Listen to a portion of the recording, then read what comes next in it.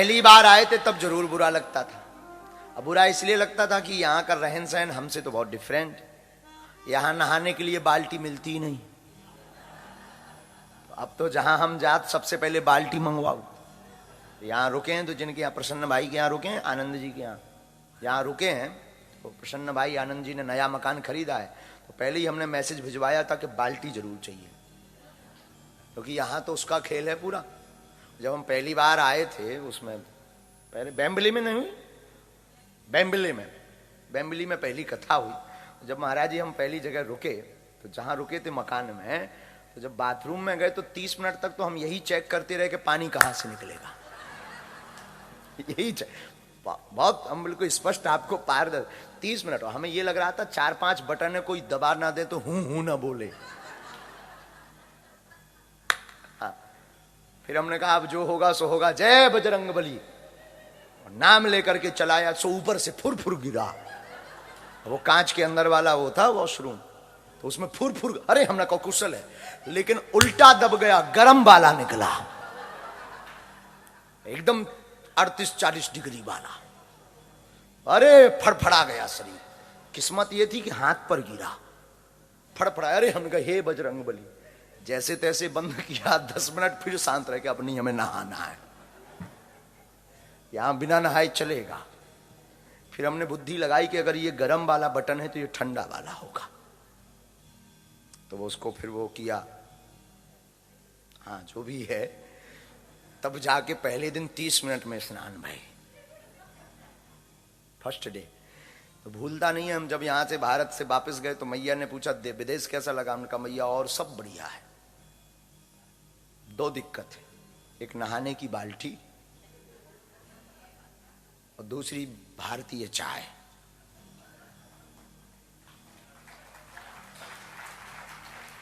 बाकी तो सब बढ़िया। बाकी अब इस बार तो थोड़ा अच्छा लग रहा है, इस बार अच्छा लग रहा है, खूब आनंद आ रहा है। इस बार खूब दिन भी निकल गए, 5 पता नहीं लगा। पिछले तो जब आए थे तब सोच रहे थे 15 दिन हे हनुमान जी कैसे निकलेंगे। एक दिन निकल रहा था तो काउंट कर रहे थे, आज 2 दिन हो गए, आज 5 दिन हो गए। अब इस बार तो थोड़ा अच्छा है, कथा करके जाओ, थोड़ा घूमो, फिर इसके बाद में खूब आनंद है। तो कुछ भी कहो, भले ही श्रोता कम है पर आनंद ज्यादा है।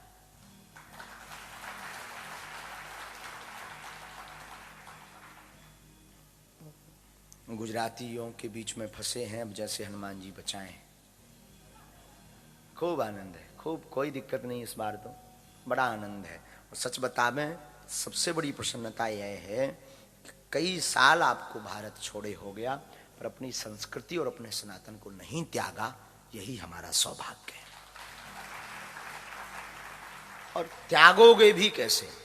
यहाँ पर जो भूदेव रह रहे, ब्राह्मण देव रह रहे, जो संत रह रहे, जो आचार्य रह रहे, बीच बीच में महापुरुष भी आते रहते हैं जो आपको जगाते रहते हैं। सौभाग्य है। ठीक है, कई लोगों की दृष्टि ये रहती है कि भारत के जो लोग आते हैं वो पैसा कमाने आते हैं, लेकिन तुम कौन सा भट्टा कमाने आए? कुछ लोग ऐसा भी बोलते हैं भारत के जितने संत आते हैं पैसा कमाने। जरूरी नहीं है सब पैसा कमाने आते हैं, कुछ जगाने भी आते हैं, कुछ जगाने भी आते हैं। सब कमाने नहीं आते, कुछ जगाने भी आते हैं, कुछ अपना बनाने भी आते हैं।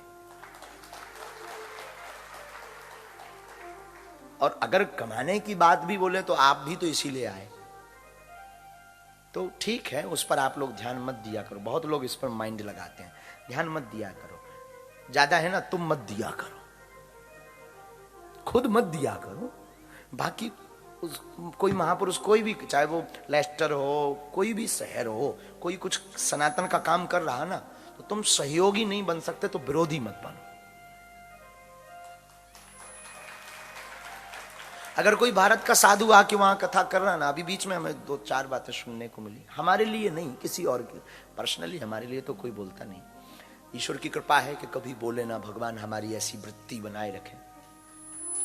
लेकिन जो औरों के लिए बोलते हैं वो भी मत बोलो, तुम पाप में मत पड़ो, उनके कर्म उनको खाएंगे। 5 उंगली एक जैसी नहीं होती साहब, नहीं होती, छोड़ो ना। तुम मत दो, तुम मत जाओ, लेकिन दूसरों को जाने से रोको मत। क्या पता किस दिन की कथा उसके चित्त पर क्या प्रभाव कर जाए, अब वो अपने आप को सुधार कर राम का बन जाए।